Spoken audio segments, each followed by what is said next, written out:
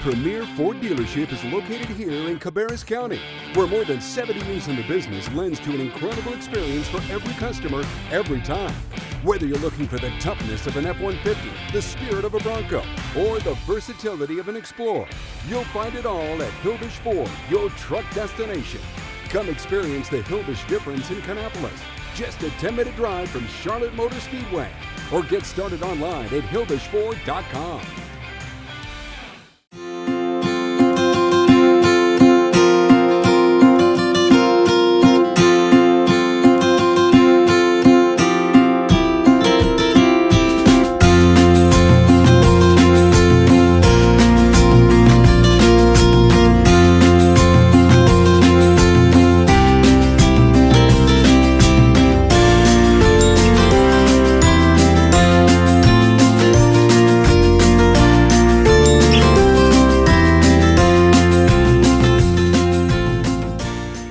All right, Rough Talk Ryan, here we are, another edition of The Mill People, episode number 3. We've been getting some really good response from our initiative to allow, the people that are really the fabric of this community, Kannapolis, so much of the heritage, to allow them to tell their story. I feel like the reception's been really good, and I feel like it's something, I'm enjoying this. What do you think? Yeah, me too. It's amazing how many people start commenting and texting and messaging about people they see on this particular segment of the show, and wanting, suggesting other people, which is exactly what we want people to do. Yes. I mean, there's been within the past week 3, 4, 5 names added to the list of people that we know, but I was talking to Chuck earlier about this. We grew up here. We know the people that worked in the mill. We know what they did, but when you start trying to think about who to talk to, you kind of draw a blank. Yeah. It's like, well, okay, yeah, we should talk to Sure. this person or that person. So that's what's really cool. Chuck, you know the pulse of this town as well as anybody, patrolling the streets of West Avenue every day. What's your feelings, or what's the reception been from the people who have told you about our Mill People series? Oh, it's just off the chain. I've had more comments in the last 24 hours probably of any other show that we've done, not in comparison with our normal shows, but the people coming out and publicly commenting, and Eric Dearman Yes. This morning just raved over it, and just so excited about this new venture we're doing on the side here. And he threw out some more names, and he's got some good lines too, and he wants to he's not a big fan about coming in and sitting with us, but he does want We'll get him one to day. pass along some memories there. We'll get him one day. But happy Thanksgiving to everybody who's watching this. Turkey Day, gobble, gobble, gobble. Any Thanksgiving thoughts, any Thanksgiving weather out there, Chuck? We're starting to slowly move back from fall, a little cooler nights. We've had cool nights, warm days, but there's nothing wrong with that. There's nothing shattering. We're not going to break any records, highs or lows, but it's just going to be kind of a nice couple of weeks as we venture in between Thanksgiving and Christmas. Agreed. I'm going to speak for Ryan here. I think I got it right. He's too busy reading the 1994 Cannon Mills annual report. But I think Ryan would agree, each passing day is one day closer to summer. Yes. Yes. He couldn't get here quick enough. All right. Chuck, I want to give you the honors. You've known this woman longer than I have. And that's saying something. Yes, that's right. That is saying something. Episode 1, which was the pilot, or part of the K-Town Connection, was Bobby Eagle. And then episode 1, we did Ryan's mother, Leslie Dayvault. Then we did Keith Garver. And now episode 3, The Mill People. We always do 3, so I'm going to give you the honors. I graduated with this young lady. She just recently helped do the 50th class reunion from A.L. Brown, class of 75. And as far as I know, she's always lived in Kannapolis. Right. And but glad to have Miss Kathy Gotham but Or my mother. that's what I was just getting ready to say. But moral, she's your mom. That's right. That's right. So Welcome. Very, very honored to have you here today. Well, I'm very honored to be here. Thank you for Great. inviting me. Absolutely. I guess the first thing I'll ask is, predating the mill, just kind of give us some thoughts of growing up here in Kannapolis. You know, you're a descendant, as we are, Dayvault. Your mother was Edith Dayvault, so you're very familiar with all the Dayvaults that grew up here. But maybe just before we kind of get into your heritage working in the mill, just tell us a little bit about your childhood, what neighborhood you grew up in, where you went to school, some things like that. Well, I grew up in North Kannapolis area in the Mill Village on Oak Circle, right off of Church Street. That's when Church Street was a steep hill that went down to West A Street, and fire department was up on the hill, and me and my brother would walk to the gym theater on Saturdays to go to the movies, and we'd pass right by the checkerboard water tower. All right, so we'd pass by the warehouses, the cotton warehouses, I think they were called, right? And in between the distribution centers down West A Street till we got to the gym, and we'd go into the gym and watch our whatever movie we was watching. And sometimes the movie might already be started, but it's back in the days when you can sit there and watch it till the end, and then when it starts over, you can stay and watch it till you I come remember in. that. Wow. That was a thing in its time. Woodrow Wilson? I went to Woodrow Wilson, and those were back in the days when we walked to school. Walked up Church Street, 6th Street, sometimes up Walnut, all through the different streets in the Mill Village and to the playground. And even if it was a crisp morning, you know, we were walking. Sometimes you'd see ice puddles, you know, but we walked to school. And for the new people, 6th Street is what is now North Loop Road. Yes. Yes. So At just as a that frame of time, it was a reference. corner. Yeah. You know, Yeah. we There would Yes. turn right and go Correct. on 6th Street. Remember those traffic jams? Like I remember even as a kid before they built the loop road, that 3 o'clock in the afternoon, that was backed up all the way. You're exactly right. It was from the north underpass to the south underpass was total gridlock. Sure. Sure. One-man bridge. The three-man bridge. Do you remember that? Oh The yeah, three-man Oh bridge. yeah, it took forever to build that bridge on the north side.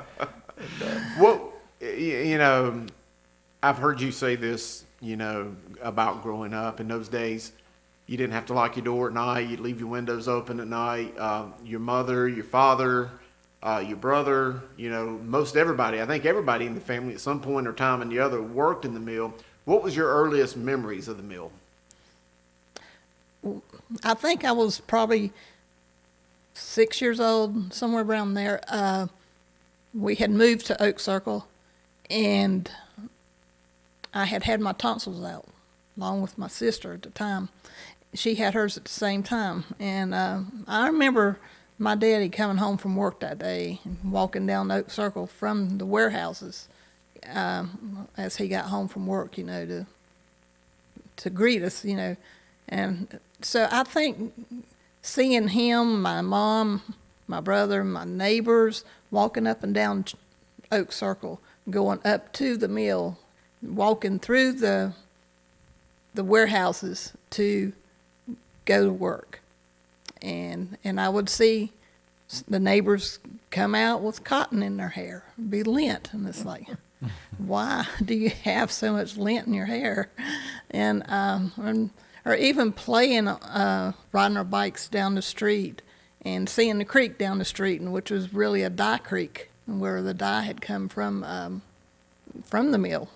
What all the colors did you see in that creek? Oh gosh, The whole rainbow? the whole rainbow, I think. Yeah, it was like, That was some good stuff going through there. I remember, you know, where Baker's Creek Park is now, and over to playing in the woods out in that area, and just going by the creek that's out there now, and we ride our bikes by there now. It's, Over you know, by Pete Green's. yeah, right, and And and it's like, I tell Dave, my husband, it's like, we used to play in these woods, and it was just a creek then. And we'd go to Hubbard's grocery store over on 8th Street, and we'd go down and cross over Forest Avenue, and there was a great big pipe that carried, I guess, water or waste one right by there. It's a ditch now, or a culvert or whatever. And so I always remember seeing that as we walked through that big yard. Wow. Going Wow. over Forest Do you Avenue. remember Robert's Cafe up there? Sure. Robert's Cafe, too. Yeah. Block from the school there. You're Yeah. talking about playing out and about in all those areas, and even I, growing up in the early to mid '80s, I have memories of just walking around, with friends. We lived off of West 8th Street, Fur Avenue. One time we lived out there on North Rose Avenue, and you can go out and walk on the streets with your kids, and your mom, your dad, they didn't worry too much about you because I guess they felt pretty safe. Was it the same for you growing up, and you guys could wander off and do whatever? You had to be home when the street light come on? That's it. 100%. And my favorite thing was my bicycle. And I'd get on my bicycle and just go North Kannapolis. I'd love to go up to Woodrow Wilson and ride my bicycle around the sidewalks of Woodrow Wilson, all the way down Main Street to the lake, right around the lake, right around the park, and back home. And nobody knew where I was. Yeah. It was just you just riding your bike and out having fun. What all do you remember about North Kannapolis? Of course, Martin's Drugstore is a staple of that little strip, but you had Martin's and then all the other businesses right there. What was your favorite memories of that section? Martin's Drugstore it's just right in the, everything we did was around Martin's Drugstore. It seemed like going to see the comics. The comic books are right by the front window, or Mazo. I remember Mazo Mazo there. Barnett. Yeah, He was my cousin. Well, she really Yeah, on the other on side. my mom's side. Shocked. Yeah. And yeah, I remember Mazo and this. And Gibson's grocery store right next door. That's where we did most of our grocery shopping before we moved to Oak Circle. And remember, back around 1963, I think, when I first started school. I mean, going in the grocery store, and I think Mom and Dad would go in there to pay their bill, after they got paid, and they, Mr. Gibson would come out with a little brown poke, and fill it up with candy for me and my brother to share. Wow. And that was, and I remember seeing the Johnny cakes in the Wow. store too. So the Colonial Theater was already, it was burned down by the time you came along. Yeah, Was it still? I have no memories of it. It was already gone. Right. Totally. Wow. North Kannapolis Police Department was Yeah. Oh, there. yeah. They had their own jail cells. I remember that in time. 6th grade, our teacher would let us walk to the Martin's Drugstore Wow. and got a whatever treat we wanted that day. We went about for a that? treat and we Wow. walked back. And you had Kettner's floor cover, and then you had Yeah, Miss Kettner sang in the choir, or she didn't sing in the choir, I don't think, but she went to my church, but her voice was always distinctive. You could always know who it was. And the side of that inn building, the very back, that was Joe's Sandwich Shop, which would later become, eventually now Lee's Sandwich Shop. Mm-hmm. So that was the very beginning origins of another Kannapolis staple. I remember being at my grandmother's, Grace Dayvault, that lived on North Main Street, and she'd send me up to the restaurant there to get a hamburger, a cheeseburger all the way. And that barber chair came out of Mert Ryan's barber shop on the corner right there that Chuck. And what was the name of it again? It was, Mert Ryan was his name. Kannapolis was really blessed with barbershops. And drugstores. Yes, and I mean, Yep. you talk about from downtown to the YMCA to North Kannapolis. Midway. Yes, Midway Barbershop, and Mr. Gaddy, and but we were really blessed with drugstores Yeah. and barbershops. Who was it to cut my hair? Harold Teague. I remember Harold. Harold He Teague. was down there with Clark Gardner on behind the old Swin shop. You remember when it was?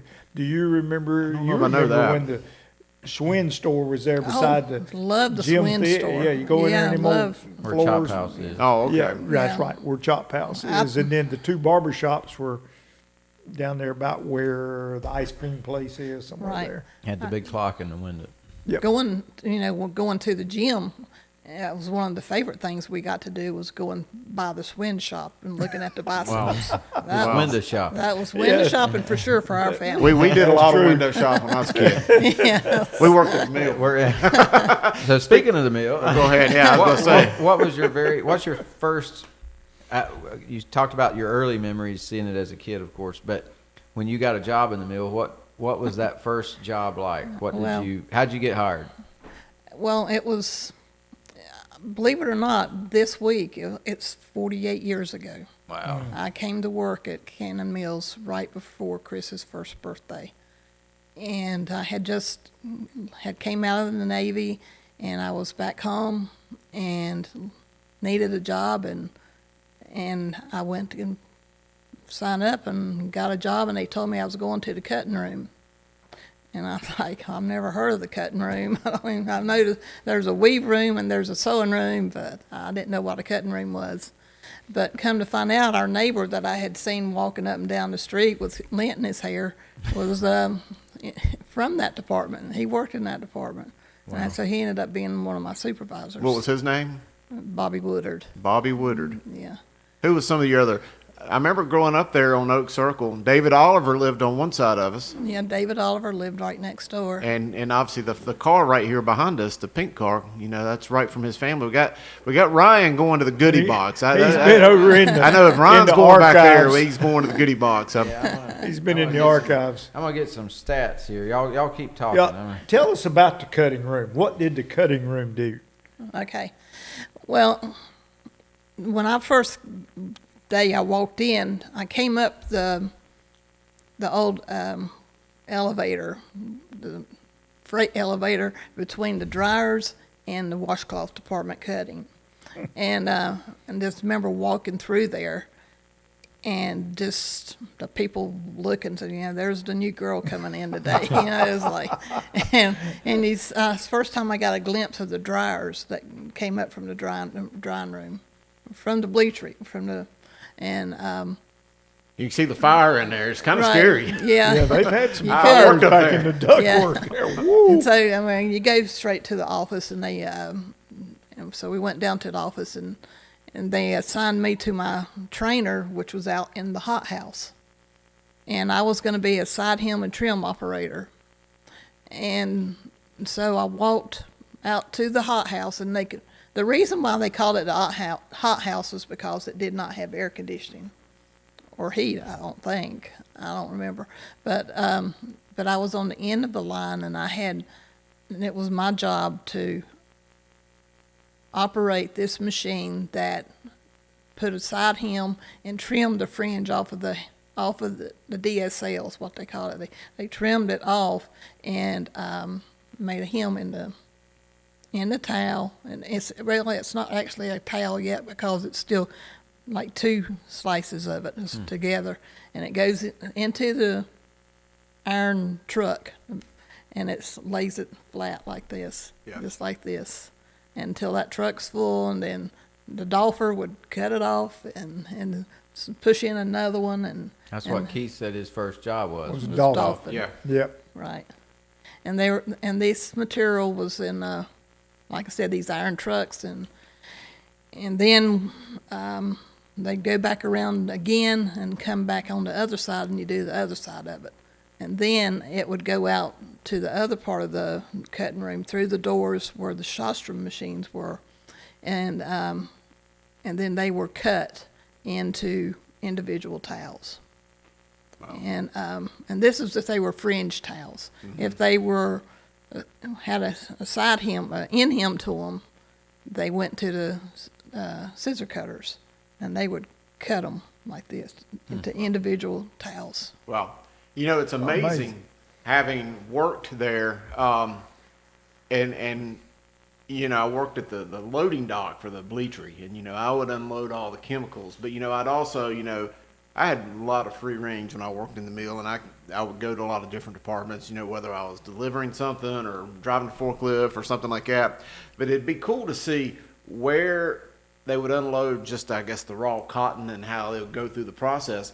But to kind of tell my story, I remember once that cloth went through the bleacher, got colored, whatever, it was on some very elaborate conveyor system, just a sheet of towels that would go up through into the drying room she was talking about, through like a little slit in the ceiling up to the next floor to where it would go to their machines. Kind of like the old printing press and that it's the just Daily Independent had. One long elaborate process. Very good Yes. analogy, this piece of cloth, how it would get there. And that's amazing. Think about the time frame, the 1800s, 1887, to how that was perfected. You get there Way in ahead the of their time. 1970s. I mean, that's a pretty cool process. Yes. Yeah.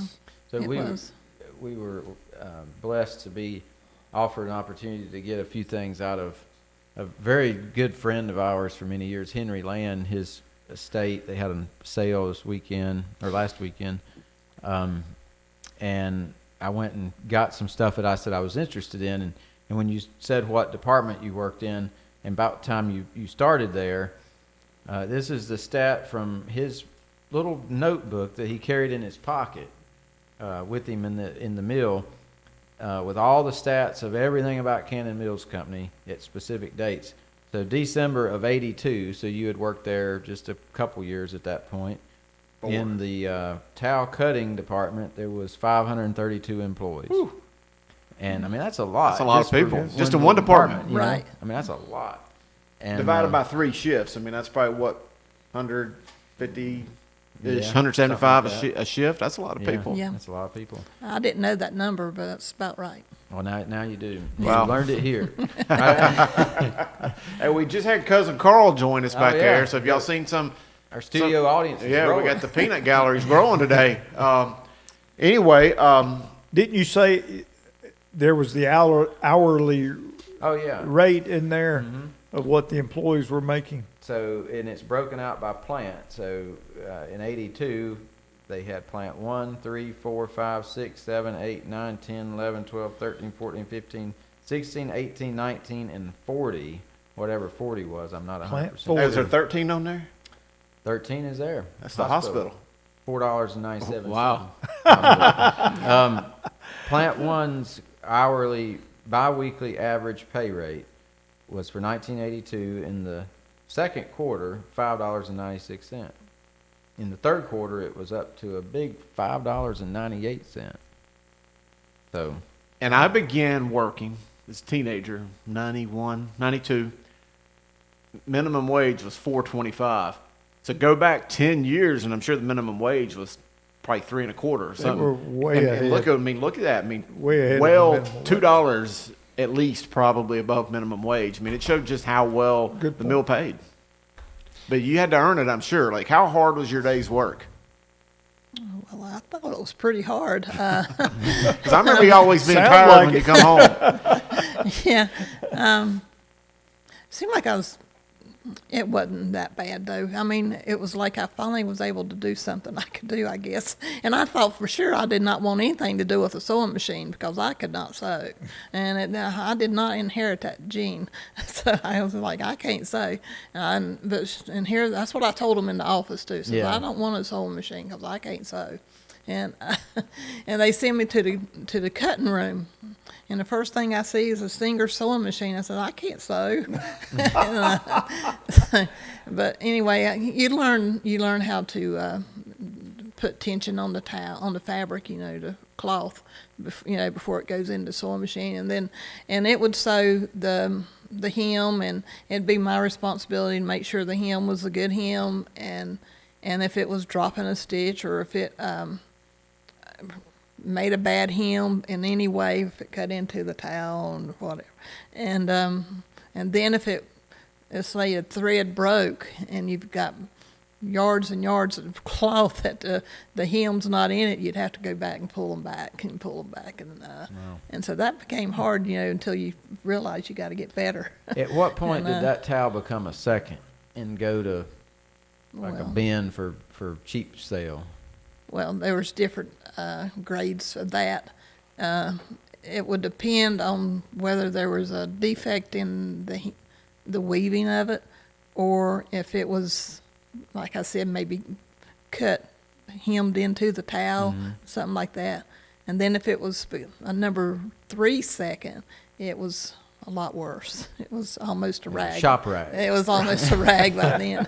Wow. What year So- did the Cannon Towel Store come about, where they moved a lot of this merchandise down there? good Do you question. remember Yeah, that? I don't know Was that. Do you know late that I'm answer? going to 70s? say in the mid-70s Mid-70s? because Belks would have been there for, Yeah. Well, That's for a true. long time.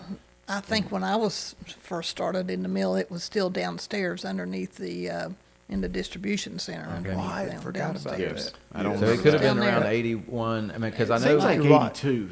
Maybe 82 when that seems- Murdoch yeah, came it seems like about. something I remember I hearing. bet it's in that other notebook over I bet there. it is. I bet it is. and you know, along with the annual report here, 1994, your mom brought this washcloth fabrication quality report. Yeah. So From let's talk 94. about that. So you start off in I guess it was 77 in the cutting room, and you were on first shift, and you stayed there through, I guess it was well into the mid 80s. At what point you became a supervisor and you went to second shift? Tell us a little bit about that transition and what department you went to. Yeah, Ryan's getting a little ahead there with that. That's 1994. But I was in. She rough talked you, by the way. I know. I'm not paying attention. Around, it was the late 70s when I came to work, and I was into the 80s on second shift before I became aware that there was a job opening on first shift.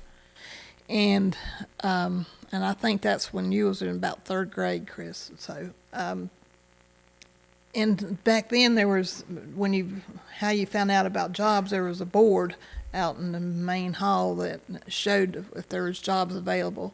And I seen that there was a first shift job as a spare. So I thought, well, I must sign up for that. So I go over to the office to sign up for that.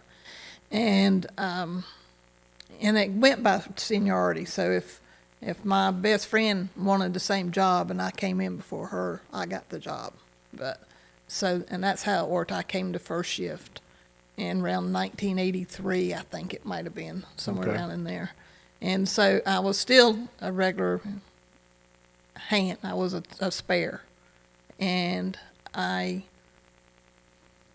was still doing the same kind of job, except sometimes I didn't have my own machine like I did on second shift. I was a spare, and sometimes I might sweep the floor, sometimes I might run a machine or hook up trucks in the alley or whatever they needed me to do. And That was probably fun, right? Yeah. Doing different jobs. yeah, it was. And those iron trucks had these tongues on the front of them, and in the back of them they had a hook. Mm-hmm. And I don't know how many times I hit my shin on them things. And those are the that- things that got pulled by the dinkies. Right, they got pulled by a dinky.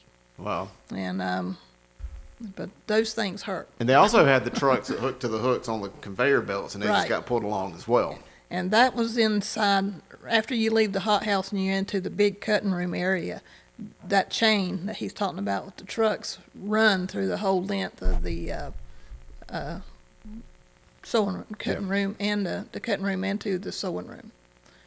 And so, and the dinky would pull the work from the dryers up where I mentioned before, where you come down the alley all the way through the cutting room into the hot house where I worked, and then it was somebody else's job to unhook them and then park them.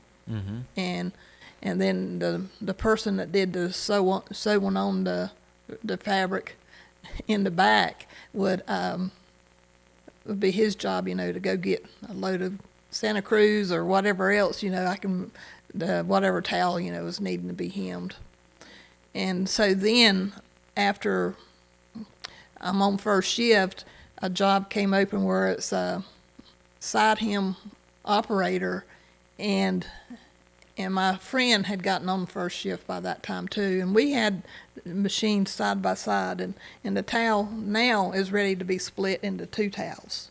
and it would come over behind us, and we had our own cabinet back here, and she sat beside us, and we could talk.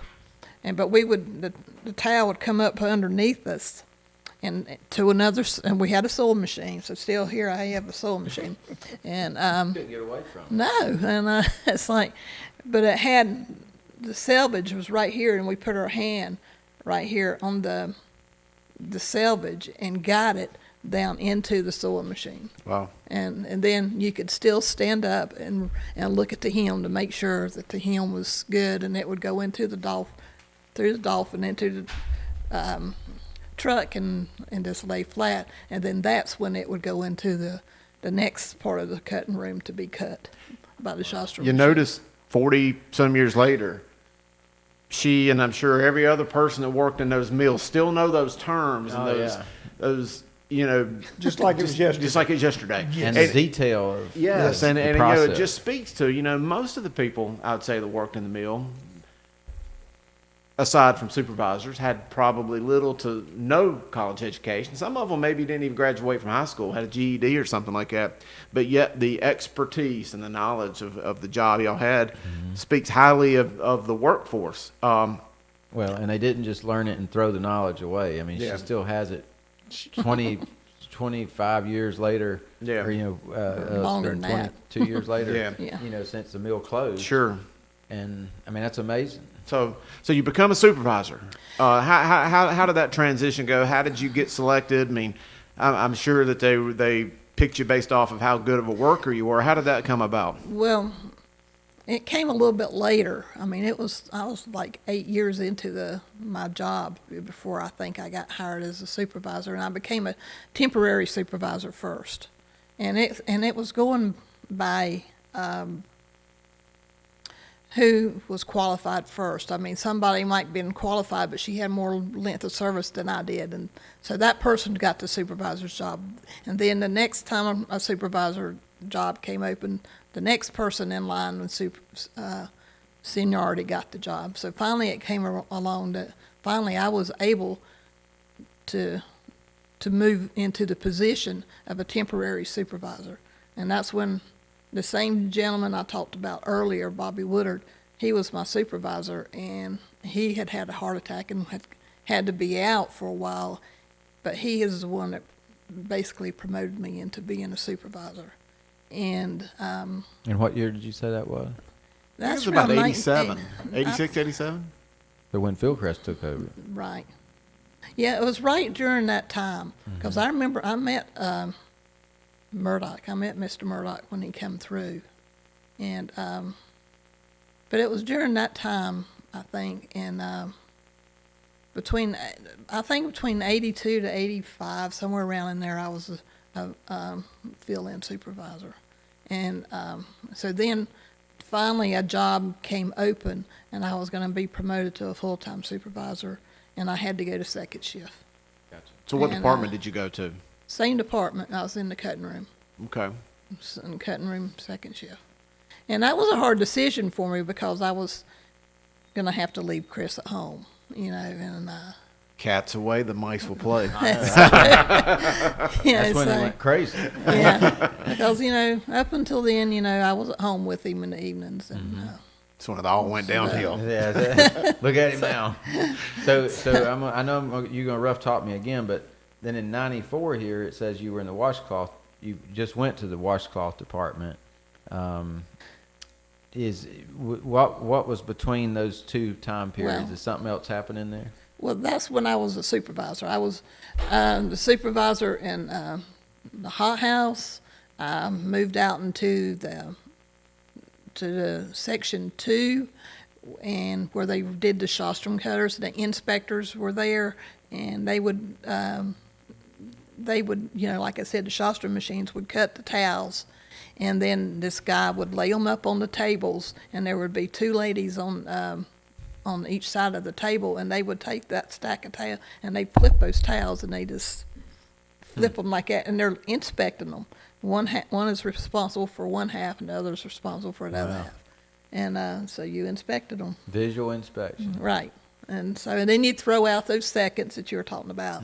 And or over here would be a bag or something you would throw the rags in. Third seconds. Right. And and then there might be one that are rags that just be thrown away, but we had number 2 seconds and number 3 seconds. And then they'd go on a conveyor belt, which is right here beside them, and it would go down to the end of that conveyor belt where the layup guy would take them off the belt and put them in them white trucks that you might see pictures there, and they go in these white trucks and fill it up, and then they go onto the chain line that went through the cutting room into the sewing room.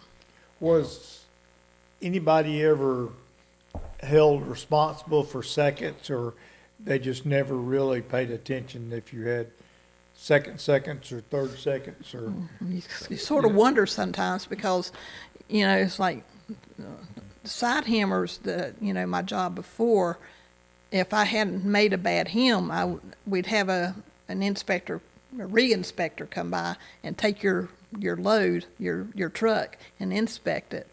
And it would, if I had bad hems in the whole truck? My truck, I'd get docked for it. Oh. And so as far as from the weave room where the towel was created, or from the dryers if it got burnt, or it could have been a number of things that made it a second. Right. I never heard tell of anybody getting right. So one of the trademarks of our show here with the K-Town Connection that started way back to episode 1, that kind of derived from the mill. My days working under the bleachery, not in the bleachery, under the bleachery, was rough talk. Did you ever have to rough talk some guys? Maybe they're not doing a good job. And did you ever get rough talk? Like, tell us some good stories about working up there in the mill. That might not be a good question to ask me. But yes, I had to rough talk. And maybe that's where Chris gets it from, because I was able to, I brought it home, rough talked him maybe. But, Maybe. Hey, Maybe. Yeah, I wait till your mama Boy, gets let me home. go and get that belt. So yeah, there has been times that I would have to use that rough talk, but most of the time it's my supervisor job. I don't feel like I had to be that kind of a supervisor. I was more or less the type supervisor that would ask you to do your job or ask you to do something. Right. And then, but if it happened, sometimes I might have to, and I made enemies. Sure. And there's stories I can tell about that, but I'm not going to. Well, we won't get into the weeds with that. But one thing, you moved to a different department, and we'll get to that in a minute. But I remember vividly as a child, the different attempts for the unions to come in. What was your role as a supervisor? Like, what was your supervisors and the department managers and plant managers? What would they tell you all, like, your stance had to be in regards to the union? Very pro-company and very much against the union. And in fact, I was the union campaign started right after I became a supervisor, the second one. I think there was another one in the 70s that was before my time, but this one was right after I became a supervisor. So I was very much had to be pro-company. And it put some employees, you pitted against each other, and even family members, became four Kenneth Mills and four. I remember, even yeah. within our own family. I Yeah. definitely remember that. So, Ryan's just over here looking at these pictures. I feel like he's in Christmas right here because he ain't asking no questions. So, you left the sewing room, and eventually you made your way to towel distribution, the packing, and all that stuff. A few weeks ago we had Keith Garver on, and I know that he spoke highly of you as you're this kind of supervisor you were. You worked under his tutelage. Tell us about that department. Well, before I got to his department, around 1993, I think it was, Pillowtex was definitely part of we were overtaken, it was our company then. And it was becoming more and more automated.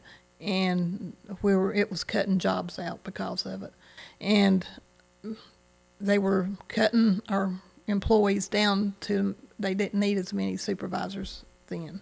So, but I was fortunate enough, me and Randy Watts were transferred to the washcloth department. And so we moved right into the washcloth department from the cutting room. And I was there for several years before it started again, where everything was being downforced. Was that when Pillowtex bought it Pillowtex bought it in about 98? So it would is that probably when it would probably been around that time. when they started? Right. And so then Keith Garver had a job opening in the towel packing department in the distribution center, and he brought me on to that job, and that's how I ended up in the distribution center. That was your last position before they closed. Yes. So I was going to ask a question earlier when you're talking about seconds and the junk, the rags. Out of 100 towels that would come through, how many would be not up to standards, if you had to guess? Hopefully not many.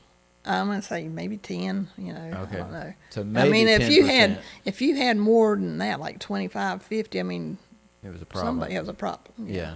Somebody you had to bring. Maybe if it could have been from the dye department. A lot of times we would have to have swatches, and we'd have to go around, and be part of my job as a supervisor to take a swatch and put it up next to I see. I remember that. to the color. terry cloth to see Yeah. if the color was correct. Like they would, Gotcha. And, even when I was in the bleachery and the dye department, they would always do like a very small test run of something before they went into full production, because you think about dozens of 50-gallon drums about the size of that Sundrop canister full of whatever different color dyes it took, and sometimes it wasn't just one color, they'd mix different colors together and all that, but they would do swatches and things like that Right. before they would go into a full run, because you can imagine the waste and the money that Oh, go man. down the drain or in that creek, like you They mentioned. literally go down the creek.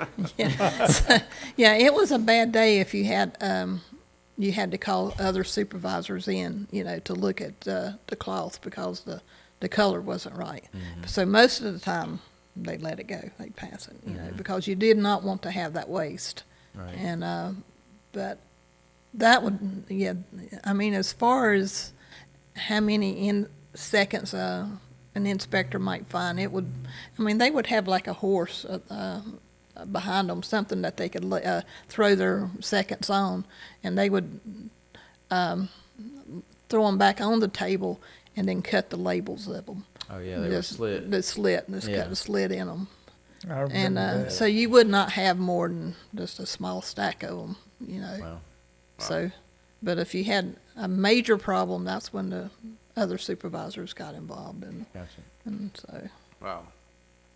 I remember back when I began, I don't know if you remember this, a couple times after I began working there in 98, I would come up to your department, and I seen you a couple times. I don't know if you remember that. How'd that make you feel to have your son come find you at work? Well, I like that. In fact, I like that about working at Cannon Mills, because we had, I mean, it was no problem to walk from one department to another department to visit somebody. And that happened a lot. And I remember even going to the pillowcase department, to see my mom, And so, but in other jobs I've had since then, that's not how it works. But we did have the ability to walk around and see other departments. So yeah, I was proud to have Chris, and to come up and say, hey, this is my son. Well, and that's part of that support of the familiar, family-based atmosphere that the Cannons wanted to have here. Again, And big on family. big on Right, family. it was. Absolutely. Community and Yeah. family. So it's really cool seeing these pictures, especially the ones that are in color, because you see the blues and the pink towels. I mean, you can just tell what era that is from, and Yeah. of course the sun drop. I like that bottle old sitting sun drop bottle. there. Yeah, I'd like to have that sun drop bottle. Probably got one out here somewhere like that. But it's just really cool to see pictures of inside the mill in its raw form. Nothing staged. It's just, I remember the cutting room had a lot of lint, and it would get on top of the air conditioning, all the light fixtures and everything. And then, let's say like Thanksgiving's coming up or Christmas coming up, we're going to have to shut down for inventory and then vacation. They would get a crew to volunteer. Or if you didn't volunteer, I think they sort of made you. But we're going to do a cleanup crew, and we'd have to get the air hoses and blow down all that lint. right. And the guys would really have to put masks on, and I don't have a mask. and then usually it's mostly men that were doing the blowing the lint down off of the ceilings and the light fixtures, air conditioning, all that. And then a lot of us ladies would be with the brooms sweeping it all up, and it was really bad. And it would.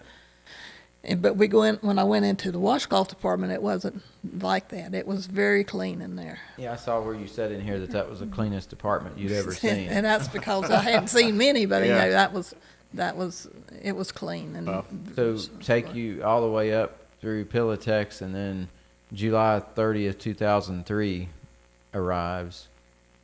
Talk about that day. Well, it had already started to happen before it got to me, but because we already heard that it's happening, and it came in sort of like a shift. Like, we knew this person got to call to Keith's office and say, hey, this is your last day, you've got to go. And so after that very first initial day, I got to work maybe a week longer. I'm not quite sure. I don't remember. But I got the call to come up to Keith's office, and he had to go through I think he talked about it, and that's his interview, how he had a little spiel he had to say to him, and he just had to tell me, says, I have to let you go.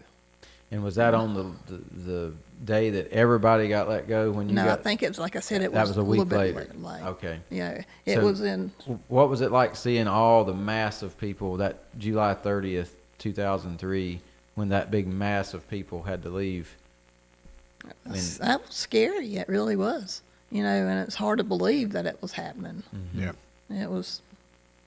I don't know exactly where I was at the time. If I seen people leaving the gates or not. I think I was already at work, and I was still second shift. I was, and so I don't have very many memories of everybody walking out. But I think it was just scary to know that Sure.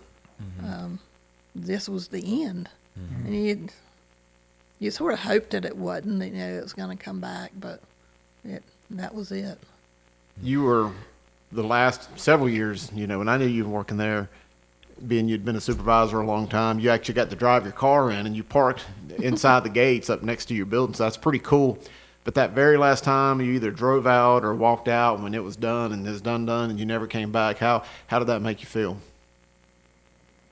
Lost, I think, just plain. Didn't know where to go or what to do. Just went home, I guess. But it was a sad day. Yeah. Tough. Tough. And Pillowtex did a good job, I think, was working with the Rowan-Cabarrus Community College and other community colleges around trying to get the employees placed. And so I was already working in real estate at the time, so I just chose to go on into real estate and work it. And so I didn't get the opportunity to go back to Rowan-Cabarrus and get a degree in that. Which real estate in 2003, after that happened, was not a extremely lucrative thing because of how, Well, between 2003 to 2006 was not bad. Yeah. I did well, and it was after 2008 that things began to change, the and crash that's when I had to find another job at that time. Yeah. Right. Yeah. So I was looking through the book here, and and I remember a lot of the people. Just for whatever reason, I remember names of people you worked with. Like I can remember names. I don't know if I should say any of them or not. I remember like a supervisor. What was his name? Maybe Jerry Luck. Does that one ring a bell? Yeah. And a lot of different people. Jerry Luck was my superintendent, the department superintendent. Like I remember Charles Clausen, over the sewing room back when I was there. We've seen in this book right here some of the different managers, Ken Gathers. Obviously, we've interviewed Keith Garver. Who are some of the influential managers, supervisors, people in leadership positions that influenced you and that you looked up to, and that also just held really high roles there that kind of kept that place going? Well, you mentioned Jerry Luck. He was one of them, that he was a tough one, but he was a good guy, I think. And Bobby Fowler was another one. I think I've got a picture of me there with him. He was my immediate supervisor on second shift, and he's no longer with us. And I don't know, I hadn't heard about Jerry Luck in a long time. Yeah. There's one named Reese Hatley. I remember working with him. Yeah, I and remember and Charles Clausen. He's no longer with us. Is he? I hadn't heard recently. Yeah, recently. Recently. Past couple of years. Yeah. He could climb a tree, and cut trees. Sure could. But I think if it hadn't have Bobby Fowler, there's a Raymond Ross. He was a good supervisor I had. He was a tough one. He really would, he was a preacher on his full-time, regular part-time job, I guess. But he would really get us together and really preach at us about our quality, because Pillowtex had changed. It wasn't Cannon Mills anymore, and it was Pillowtex, and things were I bet moving. you heard that a lot. Yeah, We're and not Cannon things, Mills anymore. you've got to shape up, and so he was the one that would really preach to us, and Jerry Luck's the one you wanted to avoid. You didn't want to get into anything bad with him, but. Well, that's 94, and then this is the annual report from 94. In 93 was the first year that sales were $1 billion. Wow. And then in 94, sales went up a little bit over $1 billion, but literally in 93 it was $1 billion. And I mean that's incredible. That's a lot of product, and it says down here that their gross margins had declined to 15%, 15.5% in 94 compared to 16.5% in 93. And you have to think about at some point when those started really going down, and that tipping point happened well before 03. 03 was just the final end of it. But I think Keith Garver said it was a slow death. And we need to analyze all these annual reports I have now that also Henry Land had, and see what we can figure out about that. Only on the K-Town Connection. That's true. And we're analyzing annual reports. Wow.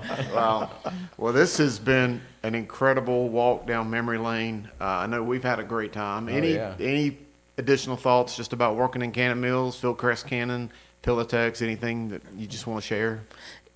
In the beginning, when I was growing up in high school, I did not want to go to the mill to have a job. And a lot of my friends and classmates, they did. They left school to go to work in the mill. Excuse me. And but I didn't. I was determined I wasn't going to go to work in the mill. And so that's when I decided to go into the Navy. But then once I came home and I was working in the mill, it became part of my life, and it was home. It was where I grew up, really. Yeah. And a good time to reiterate, we say it every time. Mm-hmm. There was always a job, always available. Always. You could go do anything you wanted to do. The Navy, another job, but you could always come back and go to work. Had her great-great-grandpa not sold that land, she'd still be working on that spot, That's just right. pulling a plow instead of doing some sewing. Picking some corn. I probably would have stayed at my job, if it hadn't have closed, and probably retired from there. But, my path took me in different directions, and I'm not going to complain about any of my time at Pillowtex and Cannon, Fieldcrest. I've seen them all. Yeah. I'd say it every time we talk about it. My mom still says if it was still open, she would want to be there working today because she loved her job so much. And I think that's the case for thousands of people that walked through those gates. Well, I look back, like Chuck and all of our classmates, and could tell you where most of them lived, and most of them lived in a mill village. Correct. And Or there within was blocks of the mill. right. Yeah. And we would walk from I would walk from Oak Circle across 6th Street up beside number 1 Weave, and the workers would be hollering at you out the window, and then we'd cross around the depot and then cross over the railroad tracks and to go on down to Cannon and then over to Brown. And you're exactly right. In the mid '70s when we were in high school, it was the mill was still the number one thing in town, and we could go to school and work 3 to 7 in the mill, or if you did something, you went to school all day, you could work 7 to 11. And they just bent over backwards to accommodate school students. Yep. And For some reason, I didn't want to work in the mill, but my brother Tommy, he did, and He told me he started the day after he graduated high school. The next day he went to work. yeah.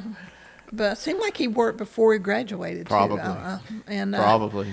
a lot of the kids did, and but my first job was at Burger King. And Which Burger King? The one on South Cannon? Or? Yeah, right there at Yeah. Sears Street. that was, Sears Street? At that was the the only one drive-in. we had then. Hey, hey, an interesting, side note, but my first job in high school was at the McDonald's, right there down the bottom of the hill across from the AutoZone. yeah, And the woman that hired me is the same woman that hired her. over at Burger King. It is true. Wow. And, Do you remember Holly Farms? Or is that way before your It was time? before my time. Was it? Yeah. Yep. But I've heard about it. Chris, you That was remember? in, Fairview. Yeah, Fairview and 29. I think it was maybe the company's 100th anniversary. They let the families come in. I do. I remember going there and, in '87. I right. vividly remember it. And, In fact, I remember coming back from a bathroom, and by that point, I'd been there maybe 2 days as a 11-year-old kid or something, so I knew my way around. And I remember Jerry Luck seeing me Right. walking by myself back from the bathroom. He's like, "Boy, you gonna get rolled up in some cloth or something like that." Kind of rough talked me, and I was a kid. yeah. I think Jerry Luck got on to me and said, "You need to control him or something." I remember Jerry, can have he it. lived in a mill house right there on Yes. 2nd Street. Right, passed by his house going That's to right. You're Cannon, going to yeah. Cannon and all that. Hey, I before remember. that, he lived on Church Street. Oh, And so when I was walking home from school from Woodrow Wilson, I passed his school walk there. by his So his house there. But Wow. Well, this has been a good one. it has. Real well, I good. hope Yeah, so. yeah, it's been great. They just keep on coming. The hits keep on coming. That's what they say. Well, y'all have got memories. I mean, Yes, we do. they're just different, but some of them are all the same. Because it was part of who we were as a family and Right. part of the community. Just have to drag those memories out of people. That's right. That's yeah. true. You know? Well, I wouldn't change anything. Glad that we all have our connections to the mill, and that's why we're doing this, to celebrate the mill people. The people whose stories are so woven into the fabric of this town, and, our opportunity to let people like you tell your story, and we thank you for joining us. Thank you, Kathy. Thank you for having me. Thank you. All you right, very well, much. that's it. another one in the books. Third one of the mill people, so 3 for Dale. That time. Is that it? That time. Happy Thanksgiving, That time. everybody. Happy Thanksgiving. Gobble, gobble, gobble, gobble, gobble. Nah, we don't do that We for the don't mill do that. people. Yeah, you have to come back for a Yeah, K-Town we don't do connection. that for the mill people. You have to come back for that. All right, guys. It's a wrap. 3 for Dale. Yeah, it's cool. That's good. Good job, Kat. Did you know Hillbush Ford is committed to car buying done the right way with a strict off pricing and never any hidden fees or surprises, so the price you see is the price you get. And did you know that we have an easy buying process with a massive inventory to choose from and the option to start your purchase online? Plus, did you know we offer convenient services like pickup and deliveries or mobile services? Did you know Hillbush Ford has been meeting the automotive needs for Kannapolis and Concord communities for over 70 years? Come see us today or shop online at hillbushford.com.